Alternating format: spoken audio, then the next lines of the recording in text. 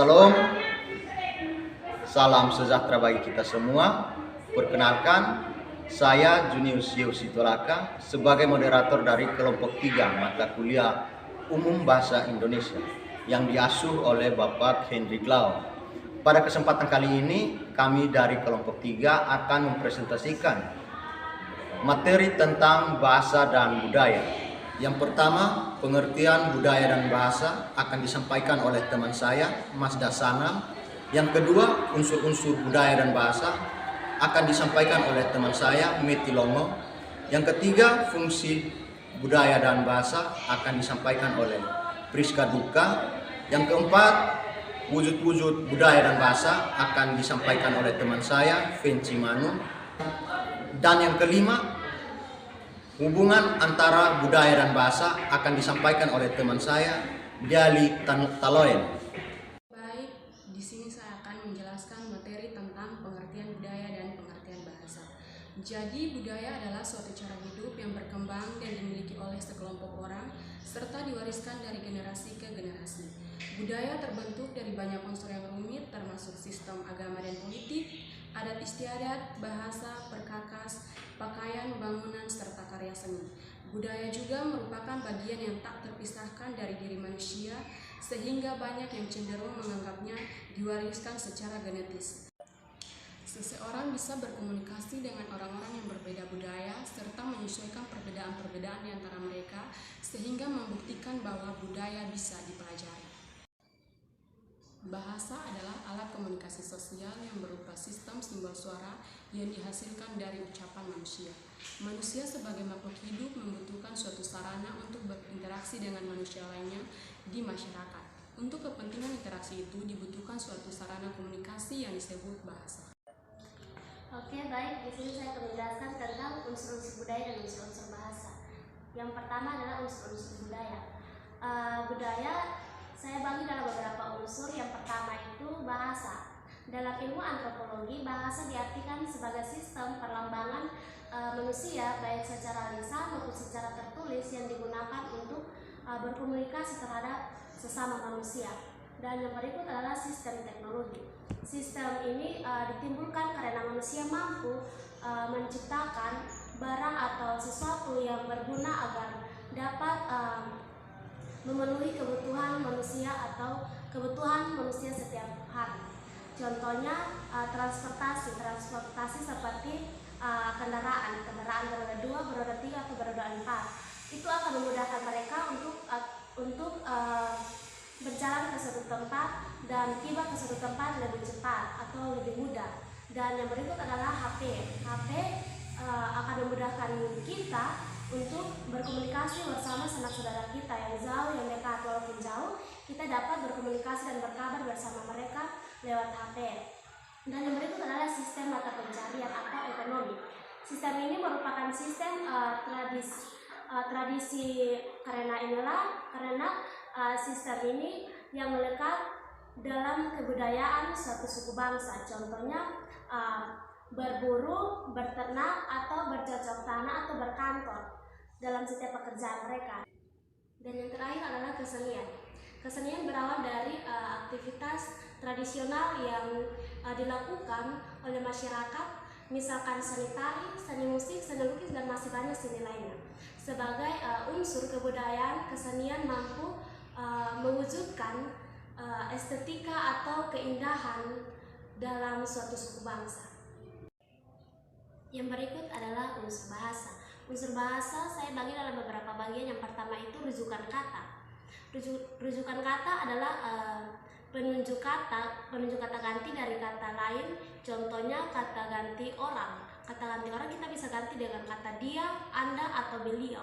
Dan kata ganti benda, contohnya kata ganti benda kita bisa diganti dengan kata ini atau itu. Kalau kata ganti tempat kita bisa digunakan dengan kata ganti di sini atau di sana. Dan yang berikut adalah konjungsi.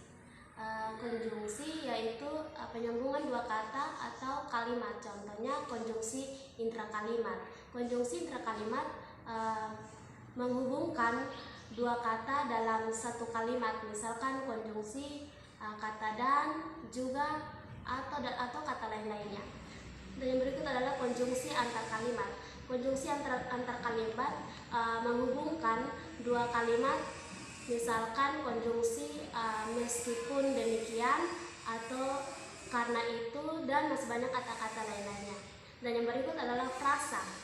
Frasa penggabungan dua kata menjadi satu kata dengan makna yang baru. Yang berikut adalah kata baku dan kata tidak baku. Kata baku adalah kata resmi sesuai Kamus Besar Bahasa Indonesia. Kata ini digunakan saat ada pertemuan formal. Kata tidak baku digunakan sebagai bahasa sehari-hari. Contohnya kata baku misalkan apotek, atlet, atau telur. Kalau kata tidak baku misalkan apotek, telur, atau atlet. Dan yang berikut adalah kalimat tunggal. Kalimat tunggal hanya terdiri dari satu subjek saja. Dan yang terakhir adalah kalimat majemuk. Kalimat majemuk ini saya bagi atas dua bagian. Yang pertama itu kalimat majemuk setara dan kalimat majemuk bertingkat. Kalimat majemuk setara kalimat dengan klausa sejajar dengan konjungsi, misalkan kalimat kemudian, kalimat lalu, seperti, dan lain-lainnya. Dan kalimat majemuk bertingkat misalkan seperti jika, sebab, bahwa, dengan, sehingga, dan masih banyak lain-lainnya. Yang ketiga, fungsi interaksional, yaitu penggunaan bahasa untuk menjalin kontak dan menjaga hubungan sosial seperti sapaan, simpati, dan penghiburan. Yang keempat, fungsi informatif. Fungsi informatif yaitu penggunaan bahasa untuk menyampaikan informasi, ilmu pengetahuan, atau budaya. Yang kelima, fungsi imajinatif. Penggunaan bahasa untuk memenuhi dan menyalurkan rasa estetis seperti nyanyian dan karya sastra. Yang keenam, fungsi heuristik, yaitu penggunaan bahasa untuk belajar atau memperoleh informasi seperti pertanyaan atau permintaan, penjelasan, atau sesuatu hal yang penting.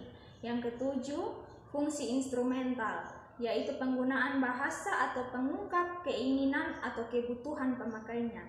Dalam praktiknya, fungsi-fungsi tersebut jarang berdiri sendiri antara satu fungsi dengan fungsi lain, saling terkait dan saling mendukung. Dengan demikian, suatu tindakan berbahasa dapat mengandung lebih dari satu fungsi yang penting. Baik, saya akan menjelaskan di bagian E, yaitu wujud-wujud budaya. Wujud budaya terdiri atas tiga. Yang pertama, wujud kebudayaan sebagai gagasan atau wujud ideal. Wujud kebudayaan sebagai gagasan adalah wujud yang ideal yang bersifat abstrak, artinya kebudayaan adalah wujud ideal tidak dapat disentuh maupun raba karena terletak dalam pikiran manusia. Wujud kebudayaan sebagai gagasan merupakan nilai-nilai, norma-norma, peraturan, kepercayaan, ide-ide, ideologi, falsafat, maupun gagasan yang tertanam dalam akal manusia. Gagasan adalah suatu kebudayaan selalu berkaitan satu sama lain membentuk sistem kebudayaan. Yang kedua, wujud kebudayaan sebagai aktivitas atau tindakan. Wujud kebudayaan sebagai aktivitas adalah tindakan yang bersifat konkret sehingga dapat dilihat, diamati, dan juga didokumentasikan. Kebudayaan sebagai aktivitas dilihat melalui tindakan berpola yang dilakukan masyarakat. Pola tersebut menunjukkan bagaimana masyarakat dalam suatu kebudayaan berperilaku menurut adat istiadat mereka, sehingga wujud kebudayaan sebagai aktivitas juga sering disebut dengan sistem sosial dalam suatu masyarakat yang berbudaya. Sistem sosial berbudaya menunjukkan bagaimana manusia dalam suatu perilakuan dan kehidupan sehari-hari dan aktivitas-aktivitas manusia lainnya. Contohnya adalah adat istiadat, upacara adat, dan sebagainya. Yang ketiga, wujud kebudayaan sebagai artefak atau karya. Wujud kebudayaan sebagai artefak atau karya sifatnya paling konkret di antara ketiga wujud kebudayaan. hal tersebut karena artefak merupakan bentuk fisik kebudayaan manusia yang bisa dilihat, diraba, juga didokumentasikan. Wujud kebudayaan sebagai artefak adalah sebagai sesuatu benda fisik yang dihasilkan dari aktivitas manusia sehingga sering juga disebut dengan kebudayaan fisik. Contoh wujud kebudayaan sebagai artefak adalah prasasti, naskah kuno, candi, patung, alat musik daerah, armon dan ragam hias, senjata tradisional, juga benda-benda penting dan sebagainya. Baik, saya akan menjelaskan materi tentang hubungan antara budaya dan bahasa. Bahasa merupakan alat komunikasi yang secara genetis hanya ada pada manusia. Implementasinya, manusia memberi nama guna, menandai setiap kenyataan, sedangkan binatang tidak mampu melakukan itu semua. Bahasa hidup di dalam masyarakat dan dipakai oleh warganya untuk berkomunikasi. Sebuah bahasa sangat dipengaruhi oleh dinamika yang terjadi dalam dan dialami penuturnya. Hubungan antara bahasa dan kebudayaan jelas sangat erat. Bahkan sering sulit diidentifikasi hubungan antara keduanya karena antara budaya dan bahasa sangat mempengaruhi, saling mengisi dan berjalan berdampingan. Pola hidup manusia, tingkah laku, adat istiadat, cara berpakaian, dan unsur-unsur kebudayaan lainnya hanya bisa disampaikan. Sekian dari presentasi kami dari kelompok 3 yang kami harapkan saudara-saudari dapat mengerti atau pahami materi tentang budaya dan bahasa yang kami presentasikan. Sekian dan terima kasih. Shalom.